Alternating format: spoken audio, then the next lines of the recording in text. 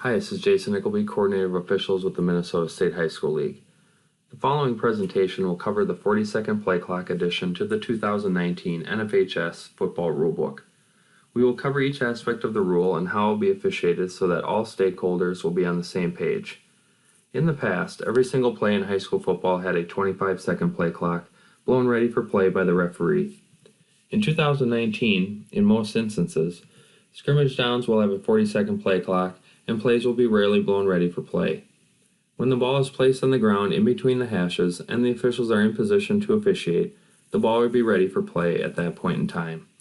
Let's take a look at the rule as it is written.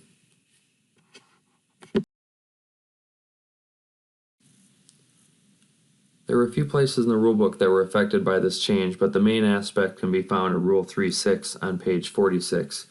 And this indicates that the play clock will be set to 25 seconds and start on the ready for play signal given by the referee as was done in the past.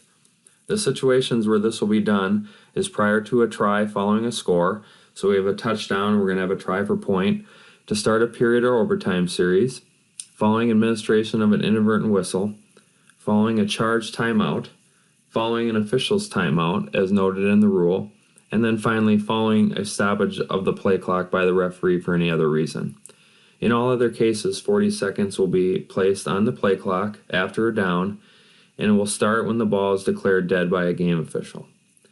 Now, this doesn't mean that it's ready for play. The ball has to be placed on the ground, as we indicated earlier, and the officials need to be in position to officiate. Once the ball is on the ground and they're ready to officiate, then the ball can be snapped legally. This is up to the judgment of the crew to determine if the ball is ready for play in their estimation, that they're in position to officiate. They always have the ability to stop the game and restart the play clock, typically with 25 seconds because they stopped it for administrative type of reason. Otherwise, it will be 40 seconds on the play clock, and it will run 1,000, 2,000, play is dead, and then we will start the clock. And then once the ball is on the ground in between the hashes, officials in position to officiate, then the ball can be snapped.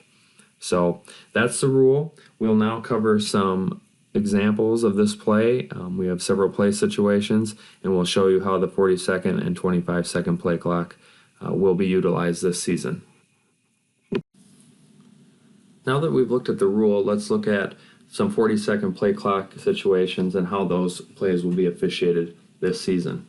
The 40-second play clock should start immediately, and that immediately is interpreted as starting the 40-second clock as quickly as the covering official signals the end of the down, using either signal 3, which is the timeout signal, signal 7, which is a dead ball with one arm raised straight up in the air, or signal 10, which is incomplete pass. These are the only three signals you should expect at the end of the down prior to a 40-second play clock beginning. In most situations, this will be the back judge. But if you are a play clock operator and you're running the 40-25, these are the signals you should look for to begin the 40-second play clock. As it relates to consistency and timing, we would ask that play clock operators, you should wait about 2 seconds after the play is dead to start the play clock. The reason we would do this is it would provide consistency of play clock throughout the game. Depending on the covering official, and how quickly they give a dead ball signal. Sometimes they can't because of other circumstances. This would, rather than waiting for the dead ball signal every time, which sometimes could never come or might not come, this will provide consistency between back judges and play clock operators running the 40-second clock. If we wait 2 seconds, and then begin the clock, and we'll show this in the video examples, this will provide consistency in application of the 40-second play clock. Here are some play situations that would require the 40-second option. 1, Team A runner stopped inbounds short of a first down.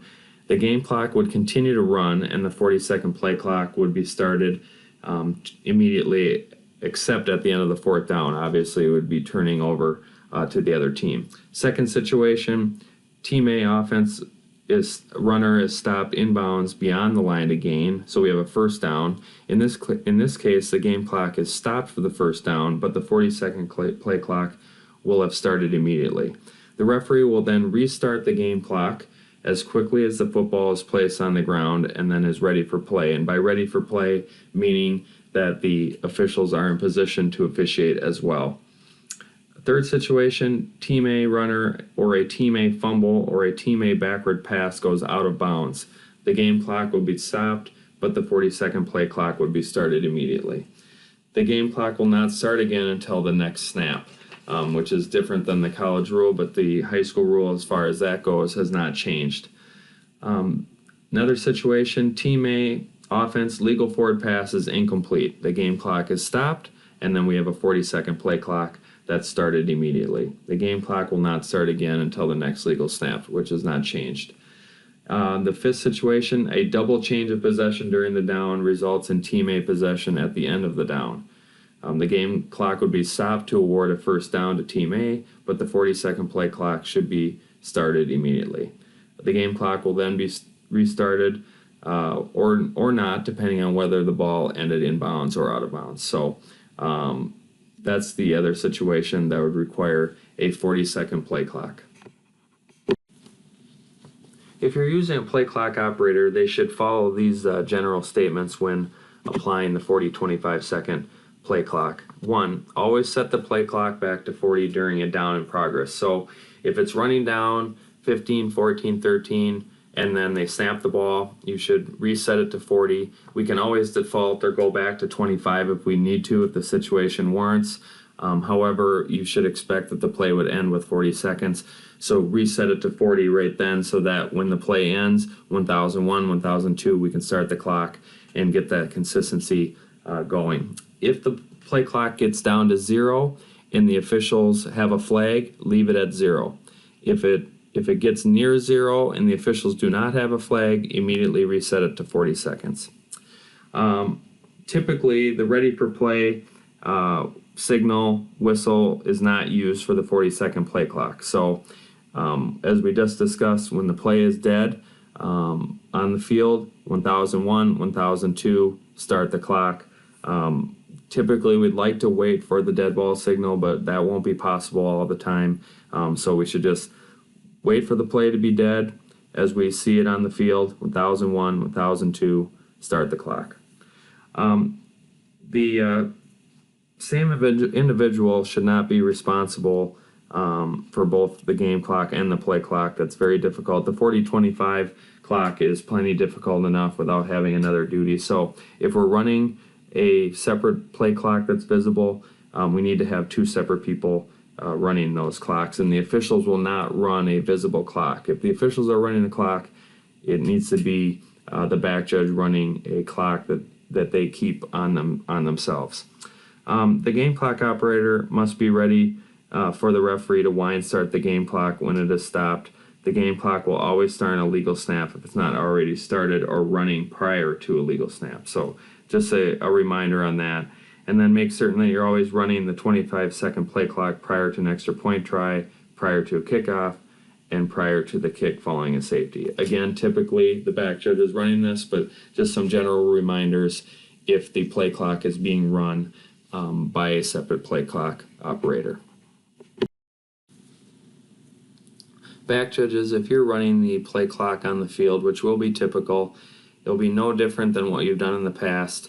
We want to make sure that delay of game fouls are really big, really obvious to call them. If you get close to the 40, maybe even a smidge over, make sure that we communicate with the team that they're getting close to getting a delay of game. That way when we actually have one later, there's really no doubt that we should have a foul for delay of game. When we get near the end of the second and fourth quarters, crunch time, then we can be a little bit more precise than we are at other times of the game. Otherwise, try to make sure we get into a flow and communicate with the teams. Just like the play clock operators who will be running the play clock separately, you're going to be 1001, 1002, and then start it. And you should typically default to 40 on your watch. If the situation warrants a 25-second play clock, then you can either switch it over to a separate running clock or just run it 40 down to 25. Just as in the past, we will do the basketball 5-second count when we're down to 5 seconds. Again, make these big, make them obvious, and communicate with the teams that they're getting close. Okay, let's take a look at a few plays that involve the 40-second play clock. Again, we're looking for consistency, whether the back judge is running it or someone up in the press box. If someone in the press box is running it, crews, make sure you meet with them so you get on the same page. We just want a consistent application. Coaches and officials, just to be clear, the officials are not going to sprint to get the ball down to match a pace. They're going to keep a consistent pace. Typically, the ball will get down on the ground between 28 and on the play clock remaining. And then again, even if the ball's on the ground and it's technically ready for play, the officials still need to be in position to officiate. Otherwise, we're going to blow the play dead and start over. So just understand that the officials are not going to sprint to match your pace. They're going to keep a consistent pace. Now, if we're in a tight game at the end of the second, fourth quarter, they will hustle to get the ball down, and they will use crossfield mechanics. We'll talk about that on a few of these plays to get it down. And once again, need to be in position to officiate, and then you can snap the ball. So we'll take a look at the mechanics and the rule and how it apply in these play situations. And hopefully these will be helpful for you as we get into the 2019 season with this new rule. On this play, you have the beginning of a series, 3:25 on the clock, and stop, first down. So a 25-second play clock to begin this play, blown ready by the referee like normal, just like we did last year. Play ends out of bounds, 1,000, 2,000, start. So that's that consistency that we're looking for. You see that the game clock is stopped, however, the play clock is running. Typically, the ball will be down between 28 and 40 seconds, and you'll see that it continues to run. Team calls their play. Game clock won't start till the snap.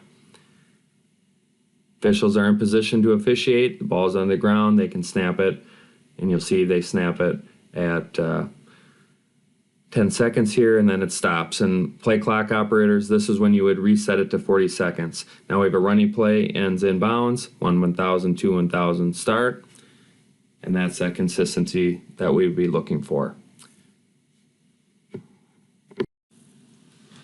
If for some reason the ball doesn't get on the ground before 25 seconds on the play clock, as you see here, the referee would be expected to bring the play clock back to 25 by pumping one arm up in the air. So back judges or play clock operators in the press box, you would be looking for that signal.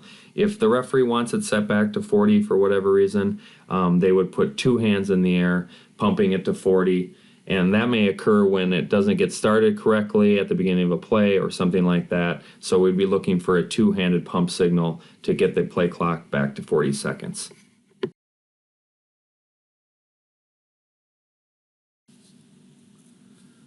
These next few plays will demonstrate how we will handle the 40-second play clock at the end of a close game, end of the second half, or end of the first half if the situation warrants. But typically, mechanically, here's what we're going to do, crews. Play ends in the side zone. Umpire is going to go sideline to sideline. Back judges, you will not triangle like the ball like you would during a normal play situation. Umpire will go all the way to the sideline, get the ball.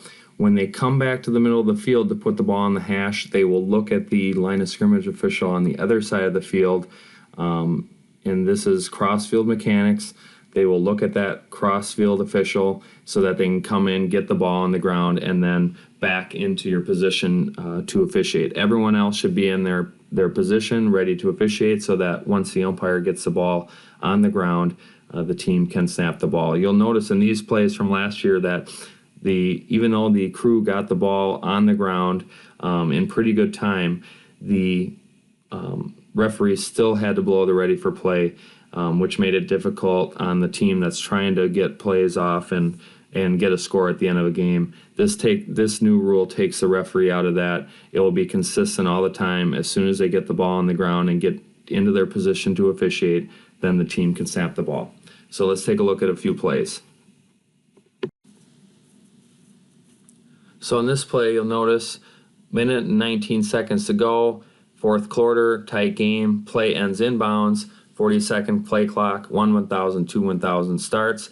Umpire comes in, crossfield mechanics, gets the ball down. He's in position to officiate. The team can snap it.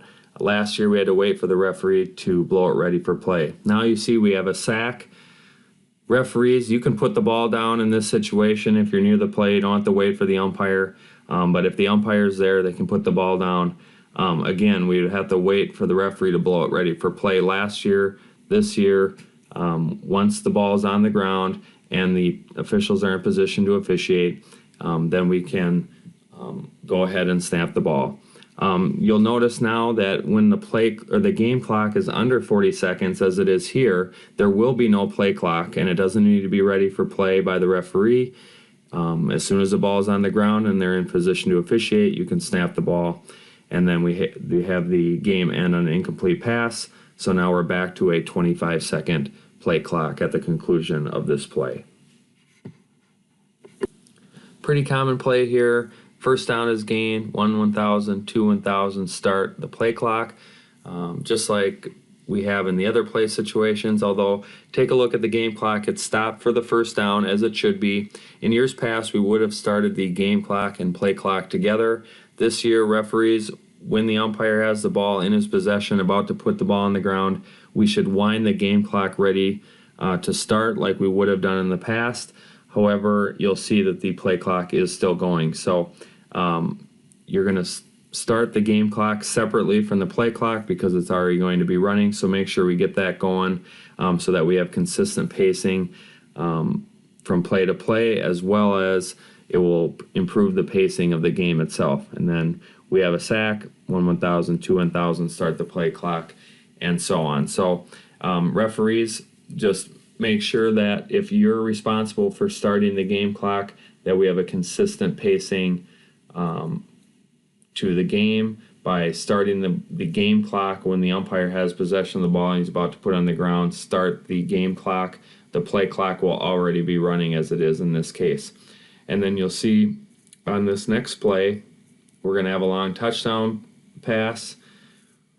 When this play is over, we will have a try for point, which is going to be a 25-second play clock situation. So there's several situations listed that are 25-second play clock. A try for point is one of those. You'll see that the 25-second play clock is going. This has to be blown ready for play by the referee, as it was in years past.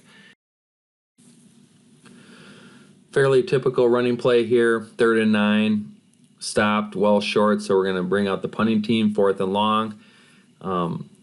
Officials, make sure that everyone is in position to officiate before you let the punting team snap the ball. Again, once the ball is on the ground and we're in position to officiate, they can punt. So again, make sure the back judge gets to where they need to be to officiate this play, and then we can let them go ahead and snap the ball. 40-second play clock is running. They're in position to officiate so they can snap. And then you'll notice we'll have a false start, which will shut down the game clock and play clock. Referee will announce the foul, false start on the offense, replay 4th down. Since the clock was running prior to this, the game clock will run again on the referees ready for play, as well as the play clock. This is not a 40-second play clock situation. This is 25 seconds since it involved a foul. Other administrative stoppages would do the same. So you'll see here that the referee will blow it ready for play like in the past, wind the game clock, and start the play clock at 25 seconds. Ball snapped, the play clock ends. And then after this play, we'll start a new series, so that will be a 25-second play clock situation. Okay, that will do it for the Minnesota State High School League 25 and 40-second play clock training tape. Hopefully these play situations are helpful for you as you coach and officiate this rule in the 2019 season and beyond. The Rules Committee was looking for more consistent pacing as it relates to making the ball ready to be snapped, as well as more consistent pace of the game overall, and then trying to take the officials out of the tough situations that they've been in the past of closely contested games where one team was asking the referee to blow the ball ready for play so that they could snap it, where another one might ask them to wait so they could run more clock. This rule takes the referees out of that situation. Umpires, you're controlling the pace on this. You're trying to get the ball on the ground somewhere between 28 and 32 seconds remaining on the play clock. Sometimes it'll be more, sometimes less, but for the most part, that is our goal, to get the ball down on the ground, then get in a position to officiate so that the ball can be legally snapped. We're going to hustle. Crews are going to hustle. Umpires are going to hustle, but we're not going to sprint to match a pace.